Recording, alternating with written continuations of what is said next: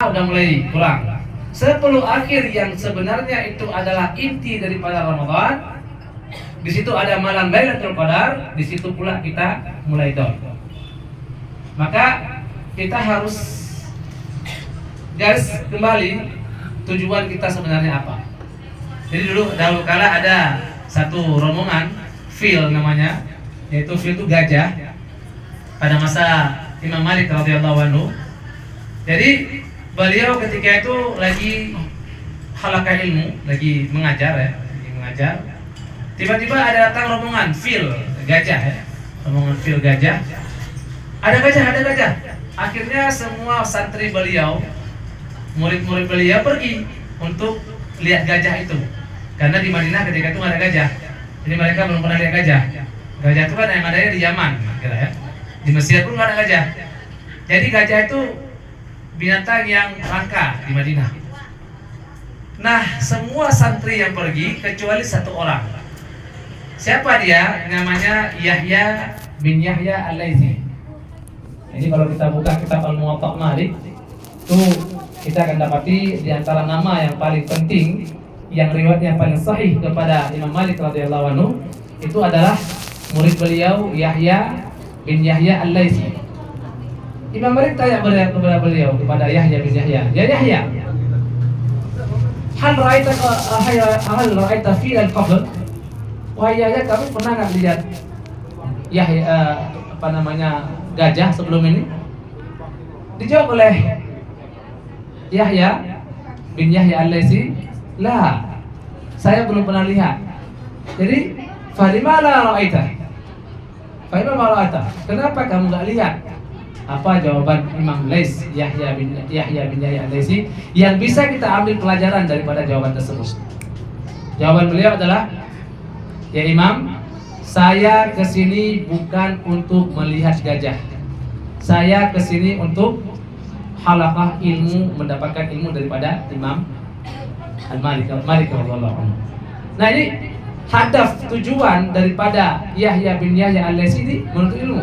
Sehingga ketika datang hal-hal yang mengganggu beliau dalam menuntut ilmu, dia jauhkan, dia pergi, tidak peduli sama itu. Meski itu hal yang sangat menyenangkan.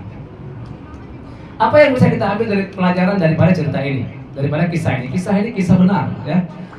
Jadi maka sering di orang-orang Arab kadang-kadang mengatakan, "La takun min ashabil fil." Jangan kamu seperti orang fil, gajah, ya. Jadi fil gajah yang hari ini kita lihat itu sangat banyak. Di antara fil, di antara gajah yang membuat kita tidak fokus dalam ibadah, tidak fokus dan tidak cinta sama Al-Quran misalnya, HP. Nah, anak-anak kami insya Allah sebentar lagi akan pulang. Hari apa pulang? Selasa pulang.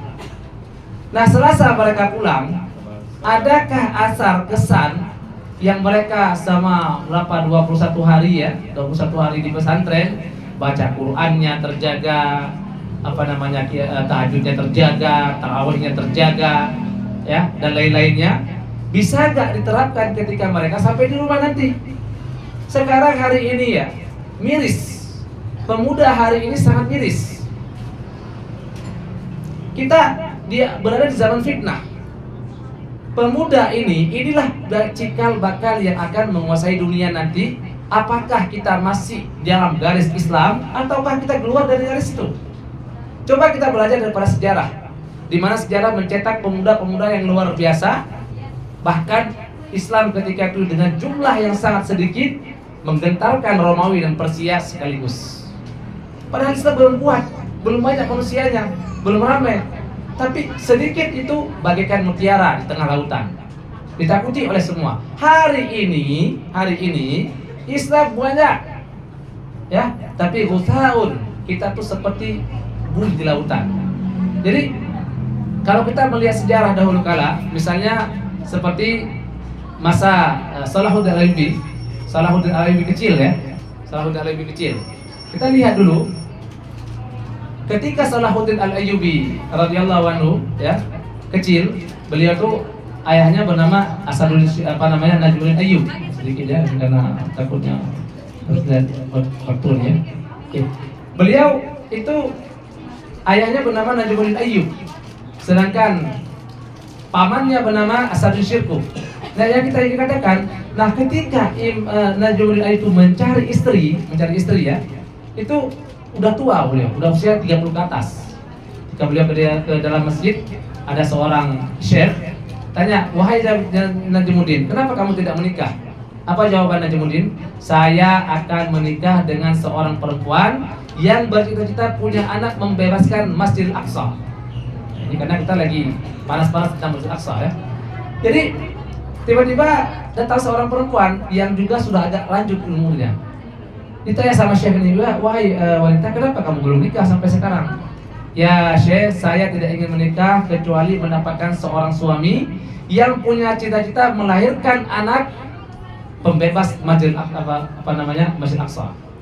Akhirnya Najmuddin Ayyub mendengar kata-kata itu, langsung beliau semangat. "Wahai syekh, nikahkan saya sama wanita ini." Beliau tidak tahu siapa orangnya, wajahnya bagaimana, statusnya bagaimana, nikahkan saya ya. Akhirnya, ya Najmuddin ini orang biasa, tidak punya cantik kali lah kalau bahasa kita hari ini. Enggak ya, saya ingin nikah sama dia. Akhirnya nikahlah sama dia. Nah, waktu ketika Najmuddin Ayyub dan Asad bin Syirkuh dikejar oleh pasukan Saljuk, ya karena beliau membunuh salah satu menterinya karena melakukan pelecehan wanita ketika itu, dibunuh sama Asad bin Syirkuh. Nah, ketika dalam pelarian, bayi kecil yang bernama Salahuddin itu mau dibunuh karena nangis oleh Asad bin Syirkuh pamannya. Apa jawaban ibunya? "Jangan bunuh dia, karena mungkin dia akan berguna bagi orang muslim ketika nanti, satu ketika nanti." Nah, satu hari Salahuddin kecil lagi main-main, tiba-tiba datang ayahnya, diangkatlah Salahuddin. Jadi ayahnya Salahuddin itu besar tinggi, naik kuda betul ya, tinggi sekali orangnya, besar. Jadi diangkatlah Salahuddin, diletakkanlah di sini, dikatakan, "Ya Salahuddin, saya menikahi ibu kamu supaya kamu menjadi pembebas Masjidil Aqsa, bukan untuk main-main." Akhirnya dijatuhkanlah Salahuddin dari atas, jatuh.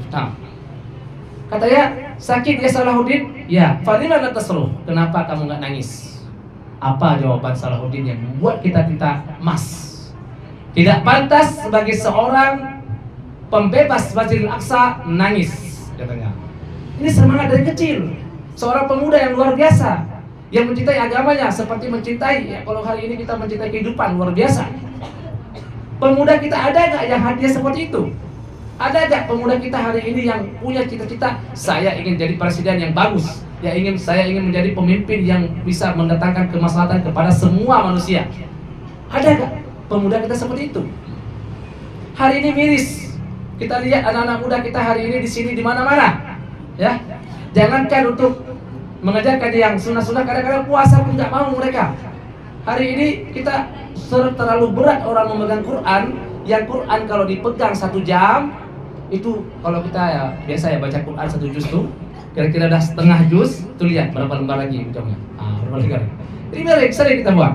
Tapi kalau kita dengan HP, scroll HP, kalau dengan scroll HP, sebentar aja lah lihat. 1 menit, 2 menit, 1 jam, 2 jam, 3 jam, nggak terasa. Ini masalah hari ini. Pemuda hari ini masalah. Kita tidak akan bisa membebaskan Masjidil Aqsa kalau mental kita hari ini seperti ini. Dan ini bukan cuma di Indonesia, seluruh dunia. Kita hari ini bingung. Kenapa sih orang-orang Arab gak ada yang beda Palestina hari ini? Kenapa sih orang-orang Arab kok pada mikir diri sendiri? Itu bukan orang Arab, semua kita seperti itu. Indonesia gak kurang. Kita juga punya PR di Indonesia ini. Orang Rohingya yang dicampak ke sana ke sini, siapa yang peduli sama mereka? Mereka dicampak di sini, ke Malaysia nggak terima, ke Thailand, ke Indonesia juga nggak diterima. Mereka terbuang, kadang-kadang mati tengah lautan. Itu Muslim yang ketika dulu Mu'tasim, ketika masa Al-Mu'tasim dulu, seorang perempuan di Amuriah, ya, ditarik jilbabnya, bukan diperkosa, bukan ditarik saja jilbabnya. Apa jawaban si perempuan ini? "Wah Mu'tasimah," katanya. "Wahai Mu'tasim." Ketawa tentara-tentara orang kafir Kristen itu. "Apa kamu mau manggil Mu'tasim pergi dengan keledainya dari Baghdad ke sini? Dari Baghdad ke Amuriah, ke Eropa.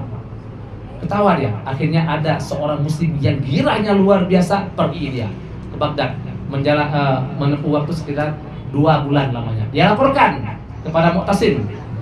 Dia katakan, ada orang yang melecehkan perempuan Islam di sana di Amuriyah. Apa jawaban Mu'tasim? Labbaika ya ukhtah, katanya. Saya akan menjawab panggilanmu wahai saudariku, katanya. Itu orang jauh di Eropa sana, jauh ribuan kilometer, nggak tahu pun siapa dia, tapi muslim. Hanya cukup dengan kata-kata saya muslim, kamu muslim. Saya demi Allah akan bawa keledai ini, saya akan menggunakan keledai menuju dan untuk menghancurkan Amuriyah.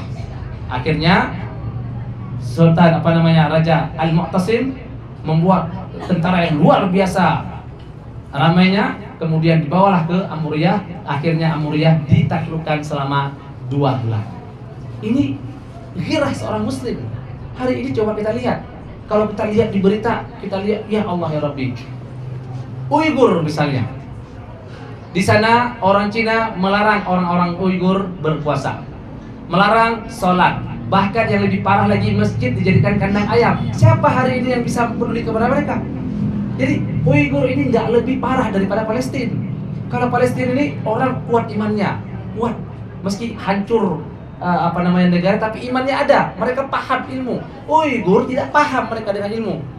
Mereka ini dibuat bodoh sama tentara Cina. Ya, jadi beda sekali. Akhirnya mereka dijauhi. Anak-anak yang usia 8 tahun, 9 tahun diambil, dimasukkan ke camp untuk dicuci otaknya, untuk dimasukkan paham komunis. Jadi kalau kita bayangkan, Uighur hari ini memang tidak ada pembunuhan yang luar biasa, tapi pemerkosaan hak asasi manusia luar biasa di sana. Bayangkan, masjid bisa dijadikan tempat pasar, masjid dijadikan kandang ayam, masjid dijadikan kafe. Siapa yang tahu hari ini? Dan ini semua jawabannya ada di pemuda muslim. Makanya kalau kita ingin Islam ini hebat, Islam ini kembali kepada fitrah yang dulu, yang dimana kalau dengar muslim mereka ketakutan. Bayangkan orang sahabat Nabi dulu, apa olahraga mereka? Olahraga mereka itu renang, olahraga mereka itu panahan, olahraga mereka itu bela diri. Sehingga ketika mereka dikatakan jihad, mereka nggak perlu lagi latihan-latihan. Memang kehidupannya penuh dengan latihan. Jadi satu orang Arab tuh pada masa Rasulullah, sahabat itu sahabat seperti 10 orang Romawi, ya. Maka Heraklius saja itu merasa heran kenapa 250.000 pasukan kafir Kristen itu bisa dikalahkan oleh pasukan muslim yang cuma jumlahnya 40.000, yang belum punya pengalaman perang, yang senjatanya itu biasa-biasa saja. Sampai beliau tanya sama para pendetanya, "Alaisu basyaran mislan? Bukankah mereka manusia seperti kita?" "Bala, ya." Nah, tapi kok bisa menang mereka? Boleh nggak saya katakan, ada seorang pendeta, ya, mereka itu adalah hum ruhbanun fil lail asadun fin nahar. Mereka itu adalah ruhbanun fil lail. Mereka itu adalah orang yang beribadah di malam hari, nangis di malam hari, tapi di siang hari mereka seperti singa yang siap makan makhluknya, mangsanya. Ini jawaban seorang pendeta kepada Raja Romawi Heraklius, yang dia hanya tidak sanggup pikir kok bisa Islam itu bisa menang. Maka dari sini bisa kita ambil pelajaran. Yang perlu dikuatkan oleh orang Islam hari ini kita adalah akidah kita, keimanan kita, sehingga kita kuat. Yang ingin kita dapatkan dari puasa ini, kalau kita kembali lagi, ya ayyuhallazina amanu kutiba alaikumusiyam kama kutiba alal ladzina min qablikum la'allakum tattaqun, supaya kita bertakwa. Kenapa perlu bertakwa itu? Jadi kalimat takwa ini enggak gampang. Dapat takwa ini enggak gampang. Enggak seperti kita baca Al-Qur'an saja. Renungkan. Orang takwa itu punya amanah yang luar biasa. Orang takwa itu tidak akan membiarkan saudaranya itu tergelimang dalam kemaksiatan, dalam kehancuran, dalam kesusahan. Orang bertakwa itu akan muncul sifat jujur ke dalam hatinya. Orang bertakwa itu sangat cinta kepada saudaranya. Ini takwa. Jadi bukan sekedar Allah saya bertakwa, enggak.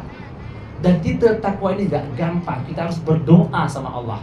Berdoa dan berdoa supaya kita diberikan hidayah. Anak-anak kita diberikan hidayah. Maka pesan kami sebagai guru ya. Kami akan doakan anak-anak kami semoga kalian tetap komitmen dengan ibadah kalian. Jangan sampai rumah Al-Quran kalian tutup total dan kalian berselancar dengan HP. Ya, apalagi kalau pulsanya masih banyak. Jangan. Ini bulan Ramadan, kita sebentar lagi selesai. Hari raya itu bukan hari kemenangan. Hari raya itu closing daripada orang-orang yang memang dia telah mujahadah. Tapi kalau kita puasa biasa, terus kita merayakan apa di hari raya tadi? Ya, ibarat orang ujian, ketika dia capek belajar, dia dapatkan hasil, dia bahagia. Tapi kalau sama sekali dia nggak belajar, ujian, dia gagal, biasa. Kenapa? Dia nggak belajar, nggak ada dia rasakan capek itu. Maka ada waktu 12 hari lagi ini. Mari kita ulang lagi, mari kita install lagi, mari kita kuatkan iman lagi.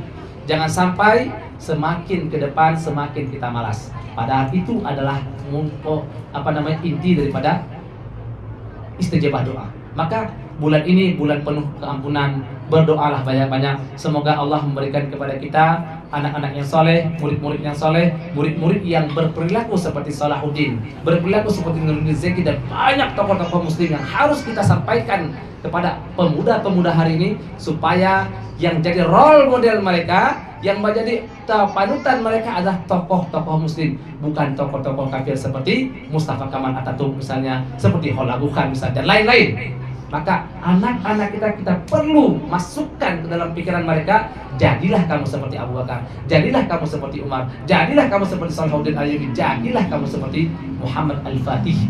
Karena dengan cerita-cerita tadi, yang bukan untuk niat kita menidak bobokkan ke dalam tidurnya, bukan, tapi cerita-cerita ini untuk menjadikan dia sebagai pahlawan Islam nanti ke depannya. Dan semoga di pesantren kita ini, di Miftahun Najah ini, akan lahir beberapa pemimpin, akan lahir orang-orang yang berpengaruh, bukan cuma di Indonesia tapi berkiprah dengan dunia. Tapi tetap dengan fokus utamanya, saya Muslim, saya adalah orang yang menegakkan keadilan dengan panji-panji Islam, bukan berlari daripadanya. Kita harapkan semoga anak-anak kita masuk dalam kategori doa Rasulullah, doa Allah dalam Al-Quran, Rabbana hablana min azwajina wa dzurriyyatina qurrata a'yun waj'alna lil muttaqina imama. Jadi menjadikan imam bagi orang-orang muttaqin, dan zuriyah-zuriyah kita, keturunan kita menjadi orang-orang yang soleh. Rabbana hablana min ladunna Rabbana rabbi habli minas solihin. Berikan kami orang-orang yang soleh. Inilah yang kita inginkan. Jadi kita bukan cuma menyebut ilmu kepada anak-anak kita, tapi lebih daripada itu, kita ingin membentuk satu karakter yang mereka contoh, yaitu karakter para pendahulu kita. Kalau kita ingin menjadikan Indonesia baldatun thayyibatun wa rabbun ghafur, bukan tentara. Kalau dia jadi tentara yang soleh. Kalau dia jadi presiden yang soleh. Kalau dia menjadi pejabat yang soleh, yang menggunakan amanahnya, yang takut mengambil uang rakyat meski 1 rupiah. Dia takut jangan sampai uang ini memasukkan 1 rupiah ini memasukkan saya ke dalam neraka Allah. Jangan sampai jalan saya bawa, jalan yang saya buat ada lubang sedikit sehingga Allah bertanya. Hati itu perlu dimasukkan ke dalam jiwa orang-orang muslim, pemuda-pemuda kita, anak-anak kita, jiwa tersebut. Apakah ini diridhai Allah? Apakah yang saya lakukan ini diridhai Allah? Kalau diridhai Allah, jalan. Kalau tidak, stop. Rezeki Allah yang tanggung. Rezeki Allah yang jangan terlalu takut dengan rezeki. Berdoa sama Allah. Maka harapan kita ketika ada masalah, bukan ke manusia dulu kita laporkan, tapi langsung kepada Allah. Langsung kita sedangkan sejadah, berdoa kepada Allah. Ya Wahhab, Ya Razzaq, Ya Dzal Quwwatil Matin. Semoga Ramadan ini memberikan kepada kita lebih baik daripada Ramadan sebelumnya. Dan semoga 12 hari ke depan bukan iman kita tambah turun, tapi kita up lagi, kita up Quran kita lagi, kita up semua ibadah-ibadah kita. Semoga ketika di hari fitrah bersih segala dosa, di hari fitrah kita bahagia karena Allah membuat kita bahagia sebab kita sudah mendapatkan ampunan daripada Allah, dan sehingga kita menjadikan orang yang bertakwa, dan di akhir hidup kita Allah mematikan kita dalam keadaan husnul khatimah. Amin ya rabbal alamin. Demikian ceramah singkat ini, semoga Allah memberikan kepada kita nikmat sehat dan nikmat iman sehingga kita bisa menyelesaikan puasa kita dengan sebaik mungkin. Amin ya rabbal alamin. Subhanakallahumma wa bihamdik, asyhadu an la ilaha illa anta, astaghfiruka wa atubu ilaik. Assalamualaikum warahmatullahi wabarakatuh. Masya Allah, tabarakallah. Itulah ceramah yang disampaikan oleh Ustadz Ridwan. Semoga apa-apa yang disampaikan oleh Ustadz tadi dapat mengupgrade diri kita untuk menjadi lebih baik ke depannya. Amin ya rabbal alamin. Baiklah, kita masuki acara selanjutnya, yaitu pembacaan doa yang